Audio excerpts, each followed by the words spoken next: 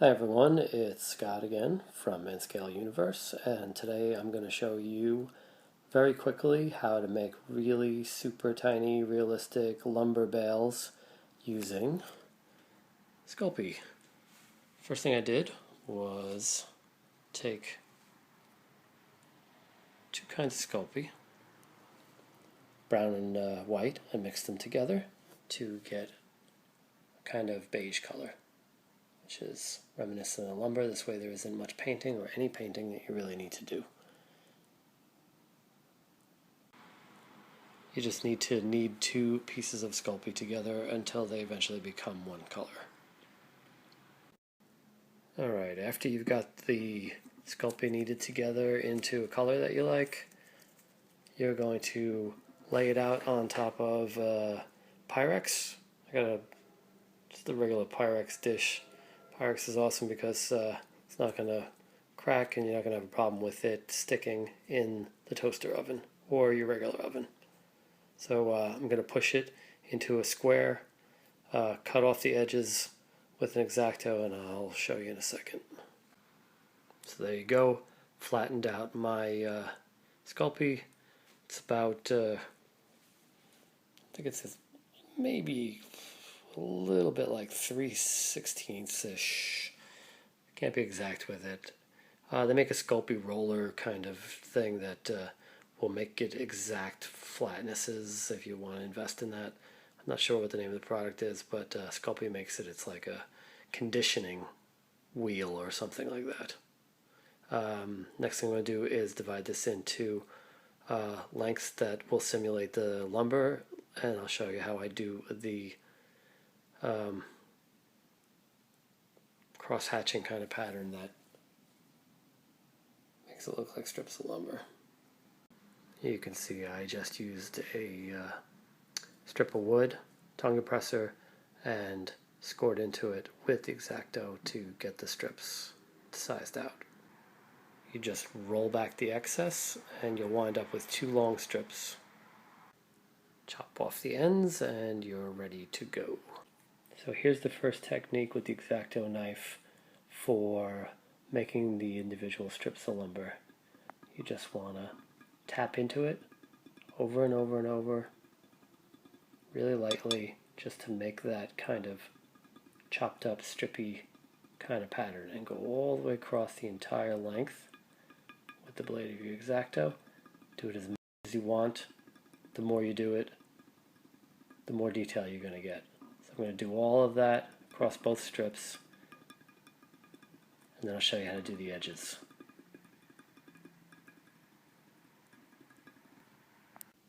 Okay, now you can see that I've pushed that pattern with the edge of the X-acto blade into the entire length. The next thing I'm going to do is go down the whole length. Let's see if you can get me doing that. Like this. I'm going to push in that pattern across the entire length on both sides. And the next phase is put it in the oven and chop it into bits. So there you go, that's the edges. Simulates a really nice random stack of lumber. Lastly, I just scored a line straight across two different places to simulate straps. On the first one, I tried tying them together, the one in the center there, with actual pieces of thread, and that proved really tedious. On the next batch, I used a Micron 05. You could probably use more like an 03. And that looks pretty good, because again, at a distance, in N scale, something like a line like that is enough to fool the eye into thinking they're strapped together. This time I'm going to try and scribe them in and then possibly do a little bit of a wash to them for even more realism when I weather them. I wasn't even sure if I was going to weather these ones because they look pretty good the way they are, but I might try and weather these, or I might put the micron to the scribe and see what happens with that. Either way, go into the oven now. So, my toaster oven's pretty strong. It's a KitchenAid. I tried these a number of times at the setting that it says for Sculpey, which is 275 degrees for 15 minutes. That's way too long. It only took about 3 minutes at 275 degrees to stop burning it, and I'll show you the results in a little while. So after burning a couple of them, I realized that I was just going to set it to warm. I don't know if you can see that setting, but it's set on warm, and it's only set for about 10 to 7 minutes. I just keep checking on it every once in a while just to make sure it's not getting brown. It's staying the color that it's supposed to be, and it's not rising. If you see Sculpey rising, that usually means that it's about to burn. So yeah, I just leave it for a little while and get back to this, and I'll show you what it looks like when it's out of the oven. While I was waiting for the next batch of lumber to come out of the toaster oven, I decided to give a few different paint schemes a try. This one, painted up darker, was with a Citadel Gorthor brown. And then I came up with using some of my gouache colors to simulate the red, pink, beige, white lumber markings. Just paint up both sides of it. You can see little variations. It's pretty nice. Also, while I'm waiting for those to cool off and show you how to chop them up, I thought I'd show you a comparison between these that we're building and other kinds of lumber that come with kits. So you can see the scale of the lumberyard's fence or railing. It's pretty small, pretty accurate when it comes to the top. But the lumber bales that came with it look like this.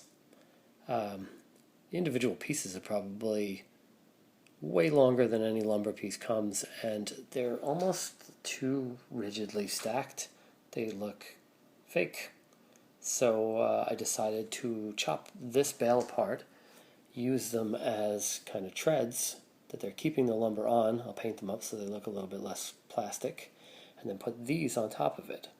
So we'll have those spread all over the lumberyard, and at least I won't be wasting a really cool looking piece of plastic, but just something that's just not in scale. Also, you can see one of the bales that I did, the one that has the thread tied around it, next to the handmade pallets that we have over here in the corner, and they look a lot more in scale. This is also some lumber that I chopped up out of basswood. The strips were really tiny to begin with, so that stayed in scale really nicely. That's the same size strips as I used to make the pallets, and you can see that these look like they're maybe even thinner. You probably have more pieces of wood inside a bale, more realistic in a very, very, very, very small piece. Sorry about that. To see how small it is, even though we're all pretty familiar with size and end scale, you can see that these are smaller than my nail, so they're pretty tiny. I think that's about as much realism as you can get in that tiny space. It's all about coming up with techniques and tricks. This one just kind of came to me. Alright, now you can see them out of the oven and cooled off. They look pretty much exactly the same as when they went in, only now they're hard. In fact, they're kind of a little bit brittle because I made these pretty thin. So we're going to chop them up.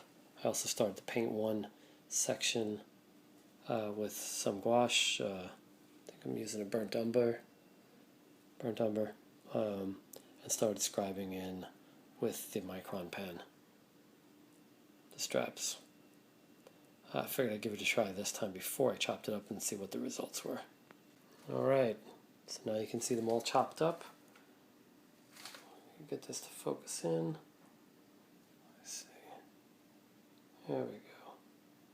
They retain a lot of the detail on the edges. It's one of the important parts. These are the ones I started painting up. These look a little burnt. Could be a cool look. Depends on where you place them. I might thread these. I actually might thread all of them. I know that sounds crazy, but I kind of like the way that this one looks. When you look at it from an edge, you can actually see that it's a strap. So I'm going to do a little painting, and I'll start stacking these up on the lumberyard, or what's becoming the lumberyard, and we'll see what it looks like in the end result. So there you have it. That's the end of this video. I quickly made a whole bunch of lumber using Sculpey. It's a pretty easy technique once you play around with it a couple times. I think it's pretty realistic. It looks really nice at a very small size. Again, when you're only about that high off the layout, lots of detail in all these little bundles. And as you can see, hiding right in there, I don't have any black Sculpey right now. I'm going to buy some tomorrow, but I came up with a really fast technique for making tires. So I'll do another video next, which will be similar to this one, but just showing you the technique for punching out tires. You could probably roll out a sheet of Sculpey on the right size piece of glass, Pyrex, and punch out a couple hundred tires all at one time. I'm sure they'll look much better once they're in black. But you get the idea that Sculpey is really awesome. Just depends on the techniques you come up with for marking it and marring it and making your textures. So that's it. More on the lumberyard as it progresses, and as we start putting things together and building fences and cordoning off sections and filling these guys. Thanks for watching.